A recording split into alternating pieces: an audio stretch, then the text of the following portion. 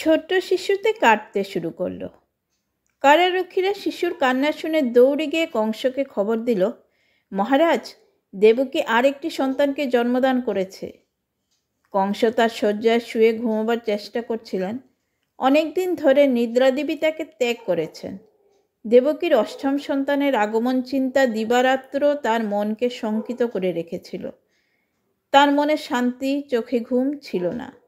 সেই সন্তান অবশেষে ভূমিষ্ঠ হয়েছে খবরটি শোনামাত্র কংস হাতে তরবারি নিয়ে সেই সন্তানকে হত্যা করার জন্য কারাগারের দিকে ছুটে গেলেন। দেবকী দেখলেন ভয়ঙ্কর অভিপ্রায় নিয়ে কংস ধেয়ে আসছেন।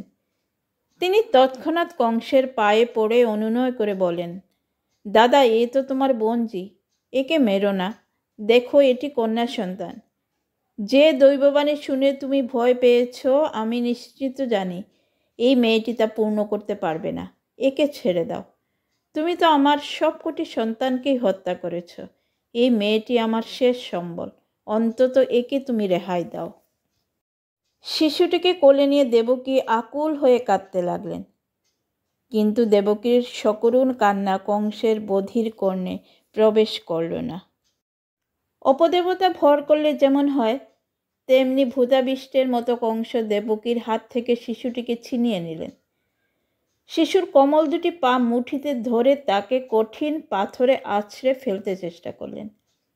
কিন্তু শিশু কন্যাটির তো আসলে যোগমায়া। তিনি কংসের হাত থেকে পিছলে গিয়ে আকাশে উঠে গেলেন। সেখানে তিনি দেবী অষ্টভুজা দুর্গার রূপ ধারণ করলেন। তার 8 হাতে 8টি অস্ত্র। অবজ্ঞার দৃষ্টিতে কংসের দিকে তাকিয়ে তিনি বললেন, রে মূর্খ, আমাকে বধ করার এই বৃথা চেষ্টা কেন করছো? তোমাকে যে শিশু হত্যা করবে ইতিমধ্যে তার জন্ম হয়েছে এবং কোথাও না কোথাও বড় হচ্ছে। অকারণে নিরপরাধ শিশুদের হত্যা করো না, তোমার আসল শত্রুর খোঁজ করো। এই কথা বলে তিনি অন্তর্হিত হলেন।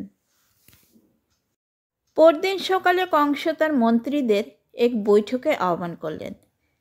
কারাগারের আশ্চর্য ঘটনা এবং দেবী দুর্গার কথা তাদের শোনালেন। কংসের মন্ত্রীগণ সকলেই ছিল নররূপধারী অসুর।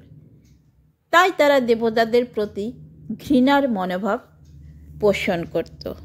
তারা বলল, আপনি বলছেন আপনার শত্রু কোথাও না কোথাও জন্মগ্রহণ করেছে।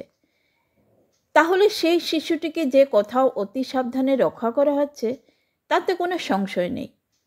গত 10 দিনের মধ্যে যেসব শিশু জন্মগ্রহণ করেছে, আমরা এখনই তাদের হত্যা করতে শুরু করি।